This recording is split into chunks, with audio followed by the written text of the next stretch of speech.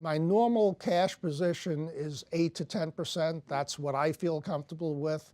We're currently 18, 19% in cash.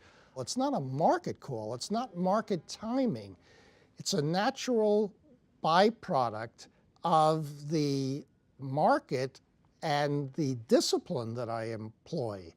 The cash level is not a top-down call. There are no values out there currently, new names, that I wish to buy or I could buy under my discipline, whereas names that I do own have risen to the point where they have to be either reduced or eliminated. So the cash position is higher than normal. It could go higher depending on what the market does. You have to be aware of the risks that are within business models that are susceptible. And you have to find companies that are reacting in a way that they can navigate that. Children's Place saw the threat early and embarked on a substantial physical store, brick and mortar store reduction that will end up from the beginning through the end of next year with a 30% reduction in the number of stores. They also approached this whole omni-channel. They early on got in touch via smartphones with their consumer base, such that the consumer could order online, return it back to the company or take it to one of their brick and mortar stores. And it was a way of constantly bringing to the customer's attention those new offerings that pertain to that specific customer's children's ages. So, and finally what they did, again, 3-4 years ago, is they set up a relationship with Amazon. And they started with, I don't know, 500 SKUs, and they're up to 4,000 or 5,000 SKUs now with Amazon. So they've negotiated it rather well. Another name, people are likening the magazine business to the newspaper business. So I own Meredith. Meredith has Better Homes and Gardens and names like Family Circle.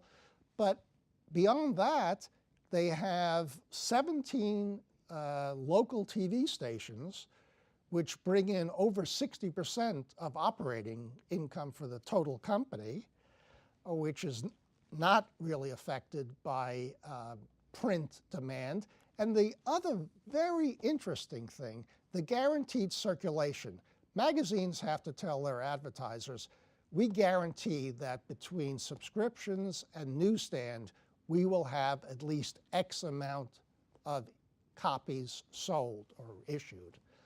And over the last 10 years, that number, apples for apples, excluding any titles they acquired, is up 12%,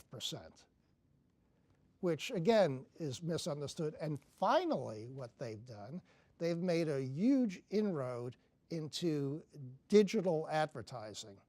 So on the top of the list of companies with unique visitors is, Google, Facebook, Amazon, and 10th on the list is Meredith. They have 140 million unique visitors.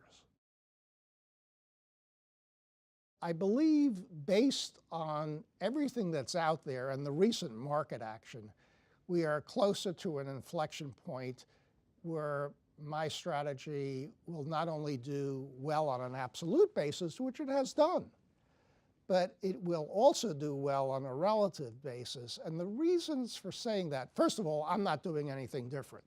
In an environment where the market is expensive, where growth has outperformed, where volatility is rising, where interest rates are rising, where there's greater black swan event risk is the perfect storm based on past, where we should expect special equity to outperform, and its risk moderation characteristics kick in. We're in that kind of cycle, in my belief.